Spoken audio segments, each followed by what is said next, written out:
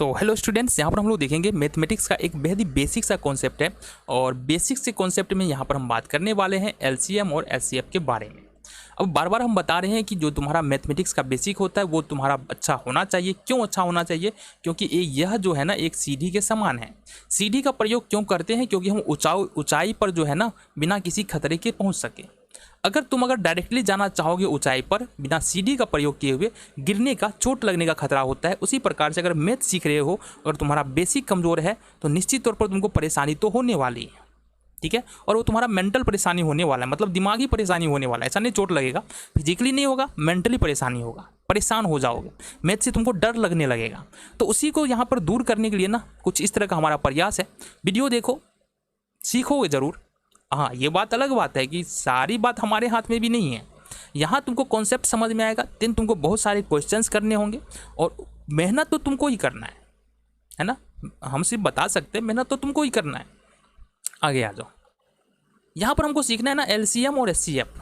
LCM का मतलब हिंदी में क्या बोलते हैं? इसको लघुत्तम बोलते हैं ना। हाँ, लघुत्तम ही बोलते हैं। और एचसीएफ को हम लोग महत्तम बोलते हैं। तो जैसा कि तुमको यहाँ पर दिख रहा है, लघुत्तम सबसे पहले सीखेंगे हम लोग। और लघुत्तम को सीखने से पहले तुमको दो बातों के बारे में हम जिक्र कर दे रहे जो तुमको आना चाहिए। एक तो तुम्हारा है कि विभाज्यता का नियम अच्छे से पता हो, विभाज्यता का नियम पता हो। अब विभाज्यता का नियम क्या होता है ना? विभाज्यता का नियम होता है, जैसे अगर हमारे पास एक नंबर है 2, 4, 9, 6, यह एक नंबर है। इस नंबर में 2 से भाग लगने वाला है। भाग लगने वाला का मतलब क्या है कि पूर्णतः, मतलब शेष नहीं बचेगा 2 से भाग देने के बाद। क्या 3 से भाग लगने वाला है, शेष नहीं बचेगा। 4 से लगने वाला है, 5 से लगने वाला है, कि किस किस से भाग लगने वाला है इसमें, ये हम बिना भाग दिए हुए बता सकते हैं अगर विभाज्यता का नियम पता है तो। एक तो ये पता होना चाहिए। दूसरा, तुमको गुणनखंड पता होना चाहिए। क्या पता होना चाहिए? गुणनखंड पता होना चाहिए। फिर जाके तुम एलसीएम कर पाओगे। आओ समझते हैं आगे आखिर करते कैसे हैं। आ जाओ। तो हमने क्या बताया अभी? हमने बताया तुमको गुणनखंड तो पता होना चाहिए एलसीएम को सीखने के लिए।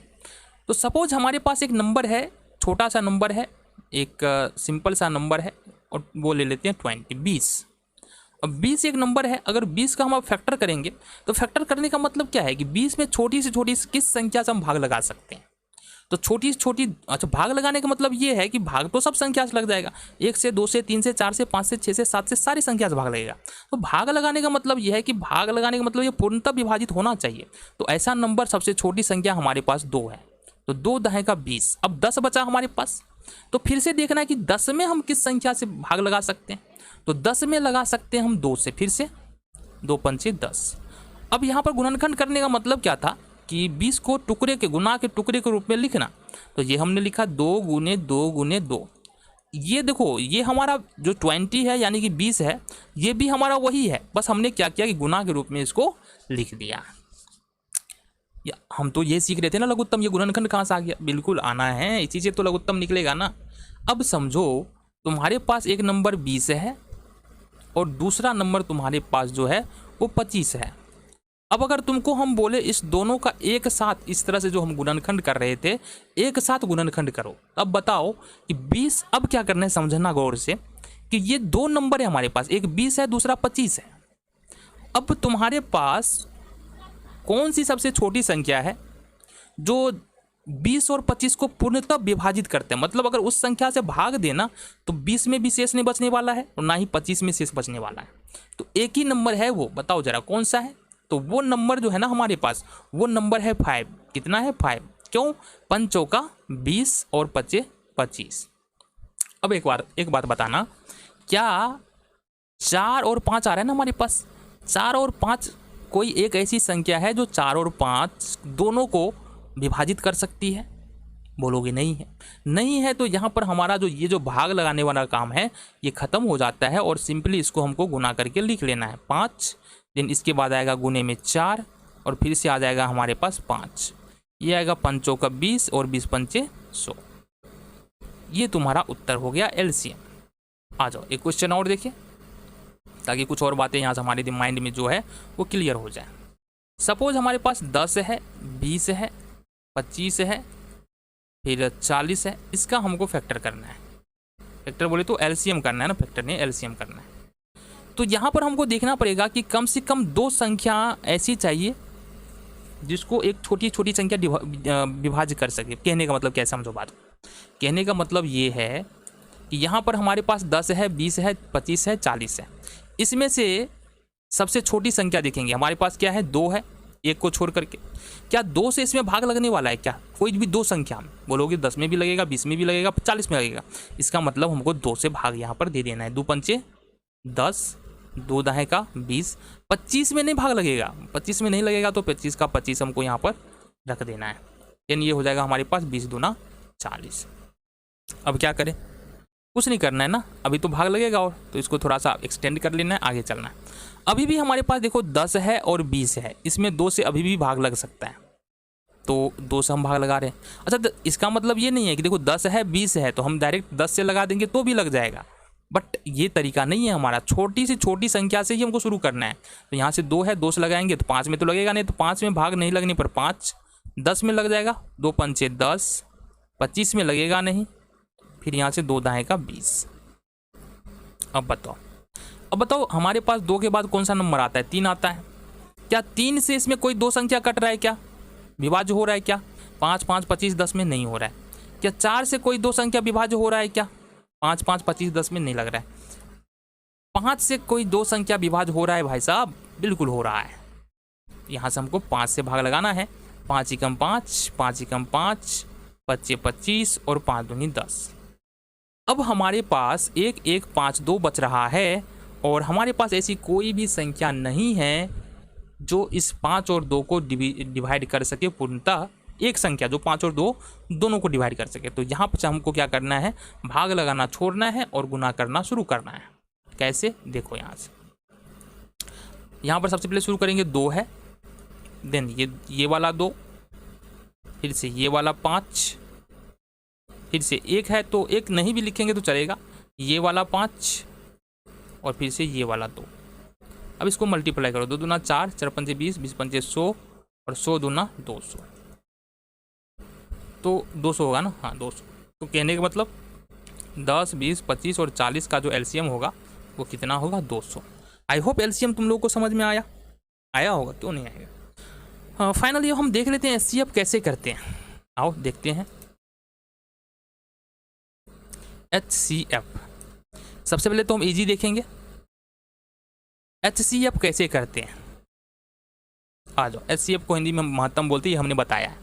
सपोज अपने पास एक नंबर है, कौन सा, 24 है, और दूसरा नंबर है हमारे पास 105। कौन कौन सा नंबर लिया है, 24 लिए क्या, 5 1 6 4 चलो 24 है और 105 है। इसका एचसीएफ निकालना है। तो तुमको अगर 2 नंबर का एचसीएफ निकालना है तो सबसे पहले क्या देखना पड़ेगा, सबसे पहले तुम ये देखो कि बड़ा कौन है छोटा कौन है। तो अगर हम 24 और 105 की तुलना करें तो हमारे पास बड़ा कौन आ रहा है, 105। तो जो बड़ा नंबर है ना उसमें छोटे नंबर से भाग दो। तो 105 में अपन क्या करेंगे, 24 से भाग देंगे। कितना बार में लगेगा, 4 बार में। 24 चौका होता है 96 यानी कि 96। 15 में से 6 घटाएंगे 9 होगा, और ये होगा हमारा 10 में से 9 में से 9 खत्म। आ जाओ जी, ये 9 आ गया। अब क्या करना, देखो इस लाइन को एक्सटेंड कर लो, इस लाइन को एक्सटेंड कर लो, इस लाइन को बढ़ा लो, इस लाइन को बढ़ाना है। और आगे क्या करें, भाग के पहले स्टेप में देखना, भाग के पहले स्टेप, भाग का पहला स्टेप कहाँ से यहाँ तक है। इस पहले स्टेप में हमने भाग किससे दिया था, 105 में 24 से भाग दिया था। हम बोल रहे हैं भाग हमने किससे दिया था, तो भाग हम यहाँ से यहाँ पर 24 से दिया था।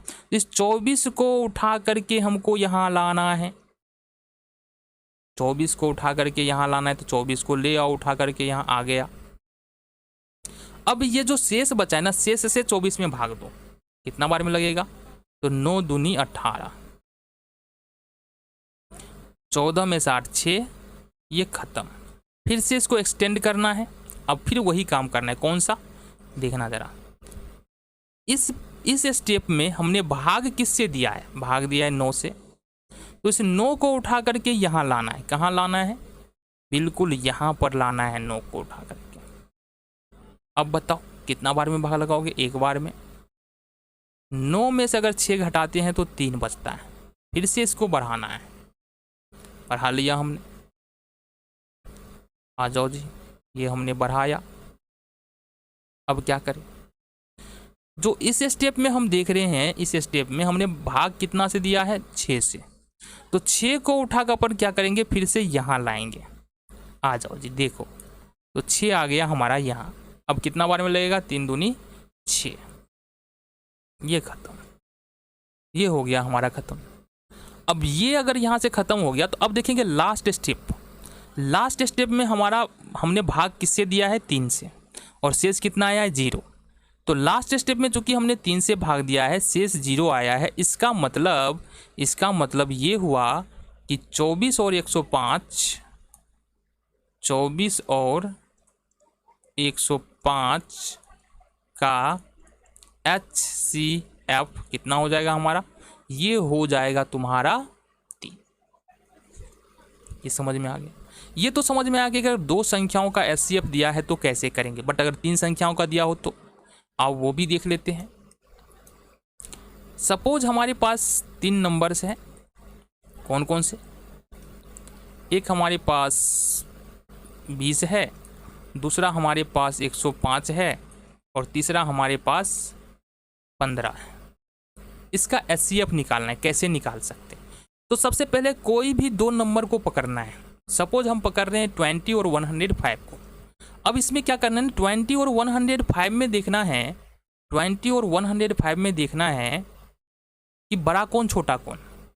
तो हम बोल सकते हैं कि 20 छोटा है और 105 जो है वो बड़ा है। इसका मतलब क्या, इसका मतलब ये कि अब हमको 20 से 105 में भाग देना है। कितना बार में लगेगा, 20 पंचे 100 हो जाएगा, 5 का 5, और ये खत्म। हम क्या बताए हैं, हम बताए ये हैं कि इस लाइन को एक्सटेंड करना है, और पहले स्टेप में हमने जिससे भाग दिया है, यहाँ पर भाग हमने 20 से दिया था, उसको उठाना है और यहाँ पर लेके आना है। तो ये 20 आ जाएगा यहाँ पर। अब कितना बार में भाग लगेगा, 4 बार में। 5 से भाग दे रहे हैं ना, 5 का 20। तो यहाँ पर आ गया शेष 0। इसका मतलब ये हुआ कि 20 और 105 का जो HCF निकला वो निकला तुम्हारा 5। ये जो HCF निकला है ना, वो तीसरा नंबर जो हमारा बचा है, अब 5 और 15 का HCF हमको निकालना है। किसका निकालना है, 5 और 15 का। तो नेक्स्ट स्टेप में इसे ही करेंगे। ये तो एक ही बार में ख़त्म हो जाएगा, भाग दे दो, 5 दिया है 15। तो यहाँ से शेष हमारा कितना आ रहा है, 0 आ जा रहा है। इसका मतलब ये जो 5 है ना, ये जो 5 है वह 20, 105 और 15 का HCF है। इसका मतलब 20, 105 और 15 का HCF जो है वो कितना निकल के आया, 5।